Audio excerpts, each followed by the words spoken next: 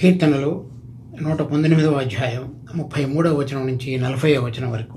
యెహోవా నీ కట్టడలను అనుసరించుటకు నాకు నేర్పుము, అప్పుడు నేను కడమట్టుకు వాటిని గైకొందును. నీ ధర్మశాస్త్రం అనుసరించుటకు నాకు బుద్ధి దయచేయము, అప్పుడు నా పూర్ణ హృదయంతో నేను దాని ప్రకారం నడుచుకుందును.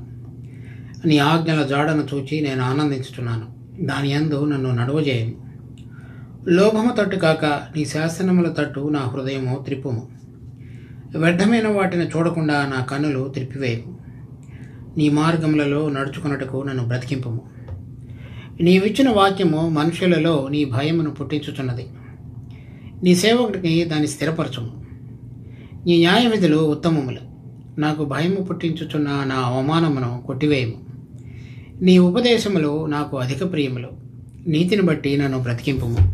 మనం ఈ చదివినటువంటి 33వ వచనం నుంచి 40వ వచనం వరకు చదివిన ఈ వాక్య భాగం 119వ కీర్తనలోని 5వ అక్షరమైనటువంటి హే అనే దానితో ఆధారంగా వ్రాయబడింది. ఈ కీర్తనలో తన యొక్క ప్రార్థన దేవుని యొక్క మార్గమును వాక్యమును అనుసరించి నడవగలగటానికి బోధించమని అడుగుతూ వ్రాయబడినటువంటి సారాంశం. తర్వాత అలా అడగటానికి కారణాలు కూడా ఈ వాక్యంలో చెప్పబడ్డాయి.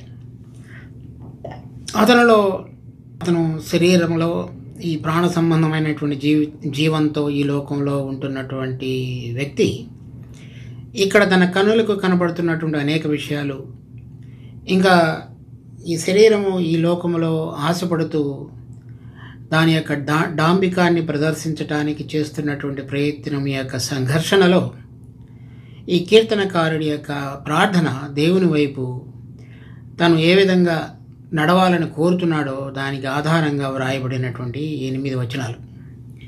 దీనిలో మొట్టమొదటిగా చూసినట్లయితే, నీ కట్టడలను అనుసరించుటకు నాకు నేర్పుము, అప్పుడు నేను కడమట్టుకు వాటిని గైకొందును.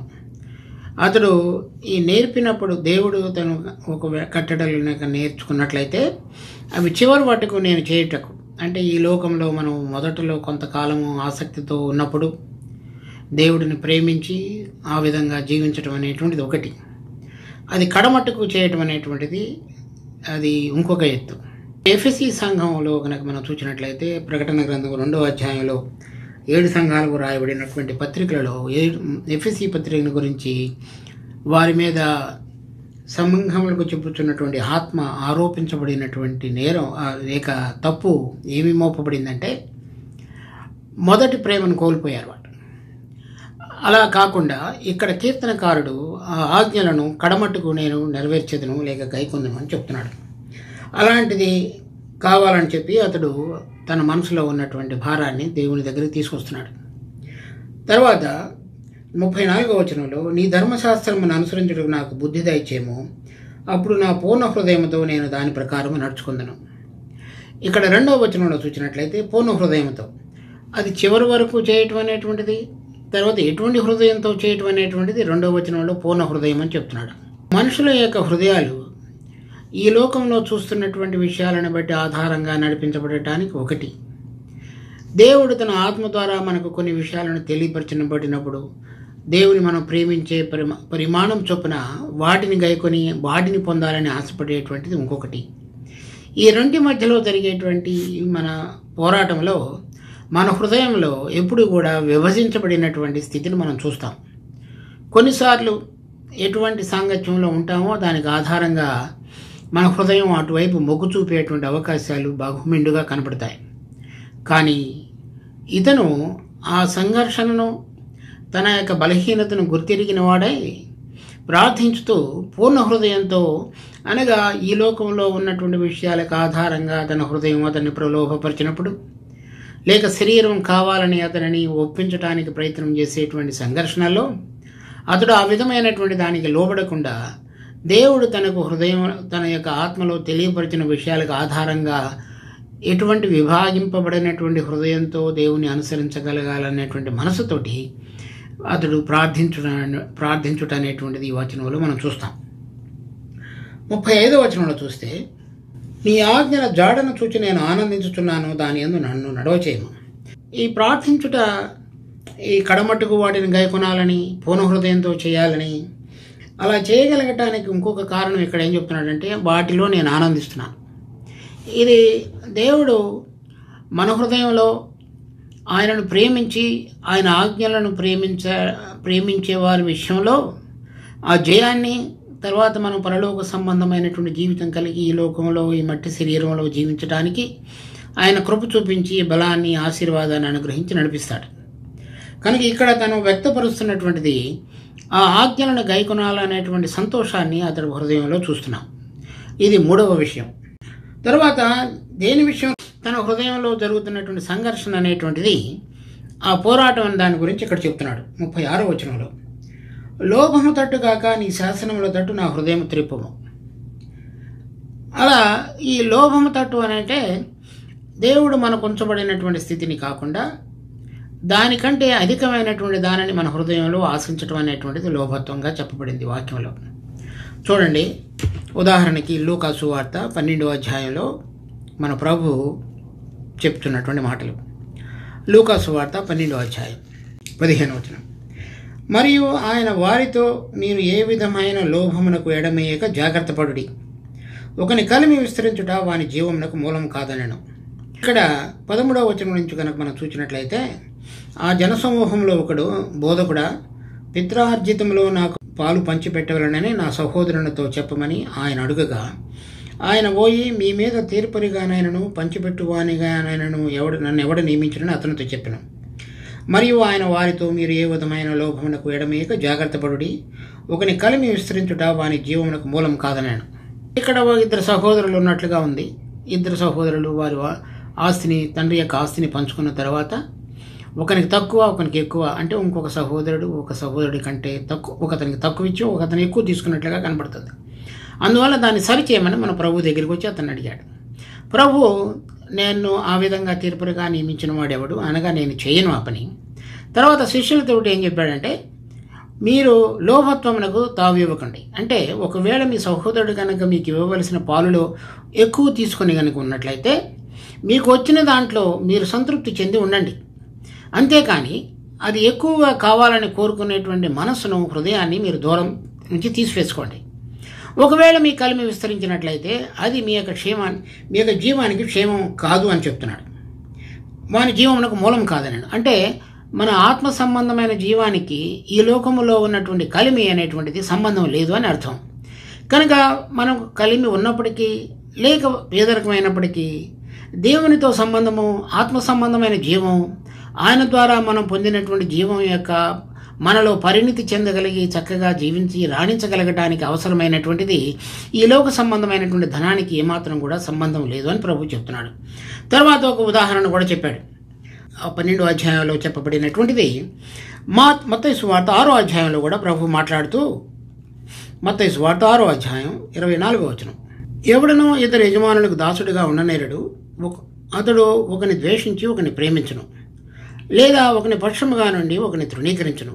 మీరు దేవునికిని సిరికిని దాసులుగా ఉండనేరడు. ఈ సిరి అనేటువంటిది, లోభత్వం అనేటువంటిది సిరిని ఎక్కువగా పెంచుకోవడానికి మనం చేసేటువంటి ప్రయత్నం.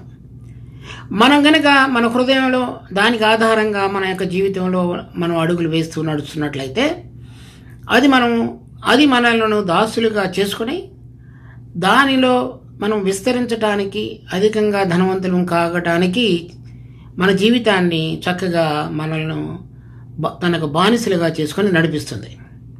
అలా కాకుండా దేవునిలో ఉన్నటువంటి జీవాన్ని గనక మనం ఆధారం చేసుకొని జీవించడానికి గనక ఆయనను ప్రేమించి కడమట్టుకు ఆయన ఆజ్ఞలను గైకొనడానికి ఇష్టపడి ఆయన ఏం చెప్తున్నాడో వాటి ప్రకారంగా జీవించడానికి ప్రయత్నం చేసినట్లయితే మనం ఆయనను సేవించగలుగుతాం.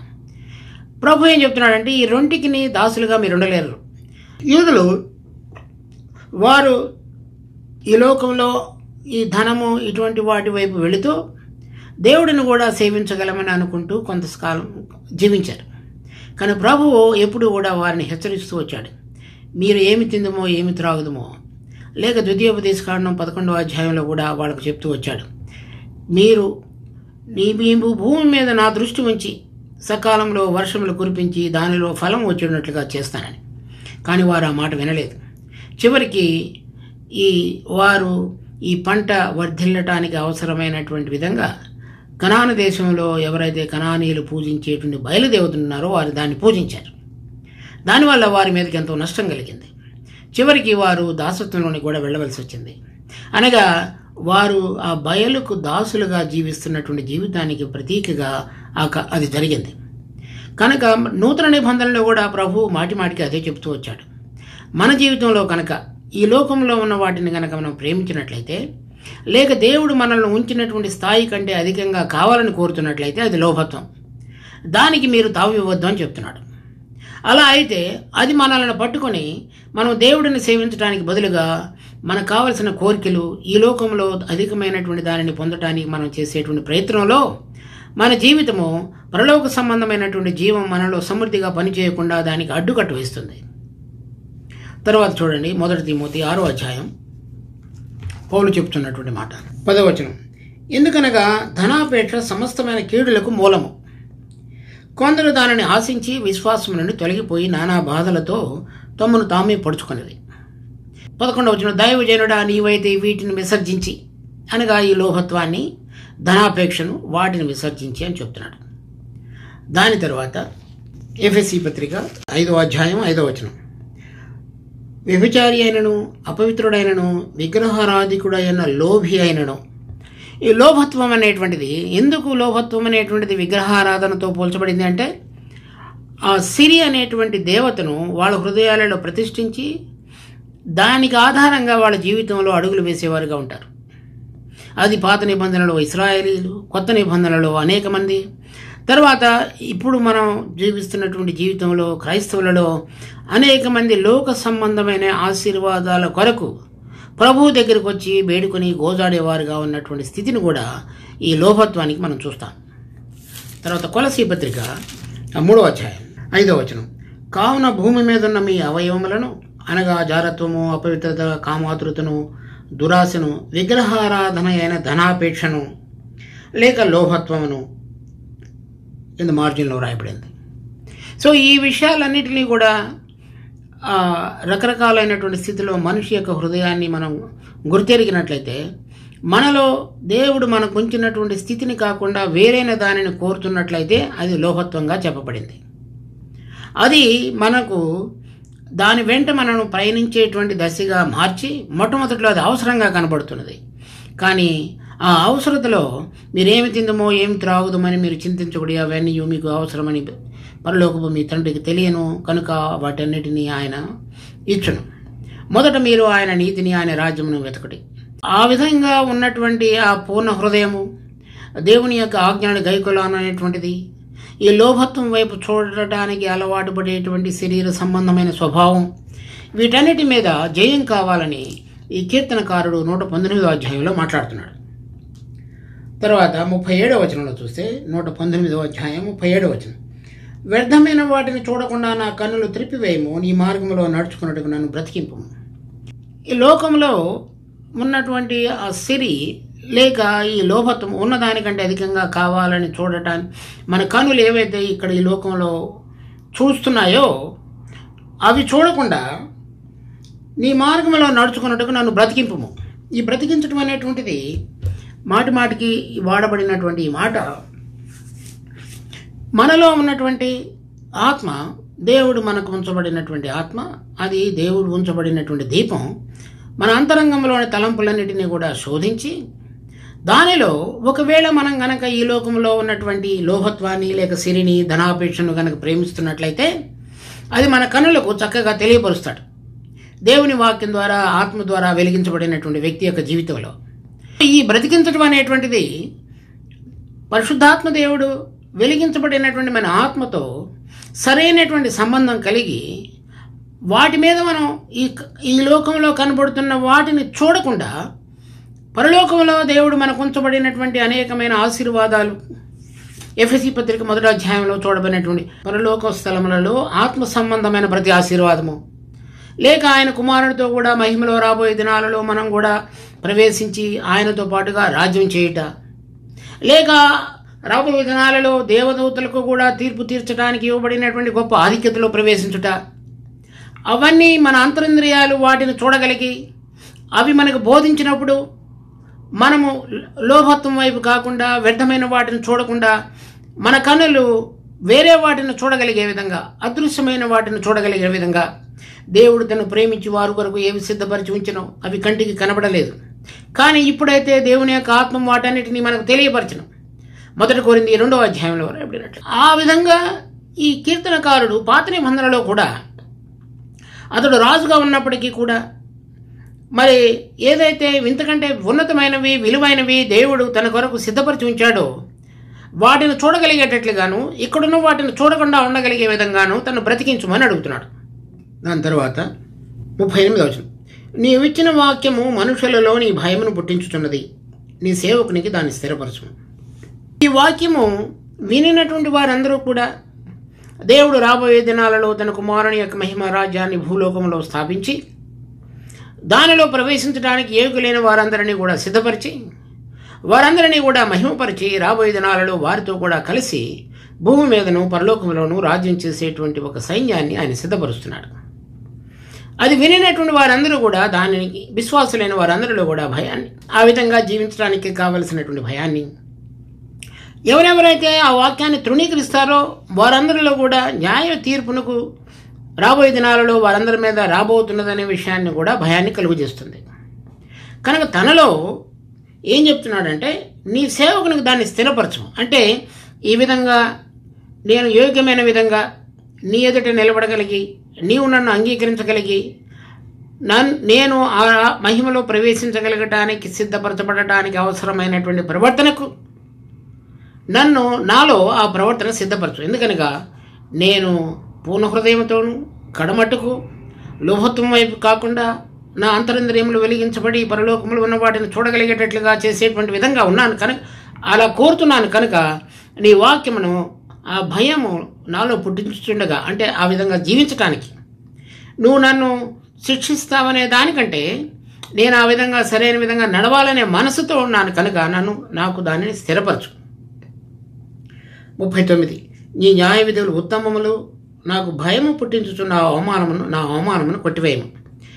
నీ న్యాయ విధులు ఏవైతే నేను ఇప్పుడు చూడగలుగుతున్నానో, అర్థం చేసుకోగలుగుతున్నానో, నీవు నాకు అనుగ్రహించిన బుద్ధి ద్వారా వాటిని సరైన విధంగా చూడగలుగుతున్నానో, అవి ఈ లోకంలో ఉన్న వాటన్నిటికీ కూడా ఉత్తమములని నాకు అర్థమవుతున్నది. కనుక నేను ఒకవేళ ఏ విధంగా అయినా సరే తప్పిపోతానేమో అనేటువంటి భయం ఏదైనా ఉంటే, అపవాదికి కనుక నేను తావిచ్చినట్లయితే, నా పాదములు కనుక జారిపోతున్నట్లయితే, నా కన్నులు చూడవలసినవి కాకుండా ఈ లోకంలో ఉన్న వాటిని చూస్తున్నట్లయితే, నా హృదయము లోహత్వం వైపు తిరిగి పరలోక సంబంధమైన ఆశీర్వాదాలను కనుక చూడలేకపోతున్నట్లయితే, అవన్నీ కూడా నాకు అవమానంగా రాబోయే దినాలలో వస్తాయి నా మీదకి. కానీ ఆ అవమానం కలిగించబడేటువంటి స్థితులన్నిటి నుంచి నాకు కొట్టివేయి.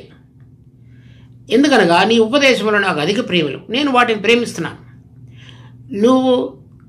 నిన్ను ప్రేమించు వారి కొరకు ఏవి ముందుగా జగత్ పునాది వేయబడక మునుపు ఏవి సిద్ధపరిచి ఉంచావో, ఏవి కంటికి కనబడలేదో, చెవికి వినబడలేదో, హృదయానికి గోచరం కాలేదో వాటిని నాకు తెలియపరిచి, తర్వాత అవి నేను వాటిని ప్రేమిస్తున్నాను కనుక నీవు నీ నీతిని బట్టి అనగా ఆదాము హవ్వలు చేసిన పాపాన్ని బట్టి నాలో వచ్చిన పాప స్వభావాన్ని ద్వారా ఇటువంటి వెలిగించబడినటువంటిది నువ్వు ఏది కోరుతున్నావో దానిని చూడగలిగినటువంటి విధంగా చూడలేనటువంటి స్థితి కాకుండా, నా పాపమును క్షమించి ఆ క్షమించబడటానికి అవసరమైనటువంటి పరిశుద్ధమైన ప్రోక్షణ రక్తాన్ని మీ కుమారుని యొక్క ప్రభు అయిన యేసుక్రీస్తు యొక్క శిలువ మరణం ద్వారా జరిగించి నాకు ఉచితముగా నీతి అనేటువంటి మైమెరువును తొడిగి నేను దానిలో నిలిచి ఉండి నువ్వు కోరిన విధంగా జీవించగలగటానికి, చూడగలగటానికి, లోక సంబంధమైన దాన్ని కాకుండా పరలోక సంబంధమైనటువంటి దానిలో ఉండగలగటానికి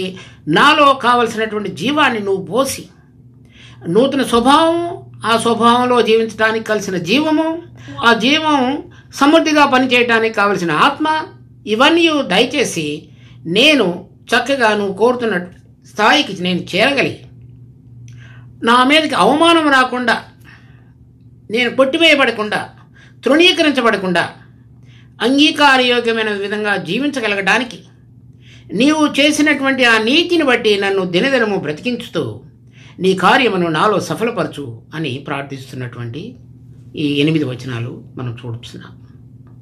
దేవుడు ఈ వాక్యమును మన కొరకి ఆశీర్వదించును గాక. మా జీవం కలిగిన తండ్రి, మీరు ఇచ్చిన ఈ వాక్య భాగాన్ని బట్టి మీకు ఎంతో వందనాలు. మనం ఈ వాక్య భాగం యొక్క సరైన అవగాహనలో ఈ లోకంలో మేము ఉంటున్నప్పటికీ మీరు కోరిన విధంగా జీవించగలిగే అనుభవంలోనికి మేము రాగలిగి మీకు మహింకరంగా ఉండగలుగుటకు మమ్మల్ని సిద్ధపరచమని, మీరు ఉద్దేశించినటువంటి ఉద్దేశాలన్నింటినీ కూడా సఫలపరుస్తూ రాబోతున్నటువంటి దినాలలో మీకు కుమారునికి పనికి రాగలిగినటువంటి యోగ్యకరమైనటువంటి జీవితాన్ని జీవించగలుగుటకు, మాకు భయం పుట్టిస్తున్న అవమానం కొట్టివేయబడి మీకు అంగీకారయోగ్యమైన జీవితంలోనికి రాగలిగేటువంటి కృపను మా మీద ఉంచమని వేడుకుంటూ మా రక్షకుడు ప్రభు అయిన యేసు నామమున అడిగి వేడుకుంటున్నాం తండ్రి. ఆమేన్.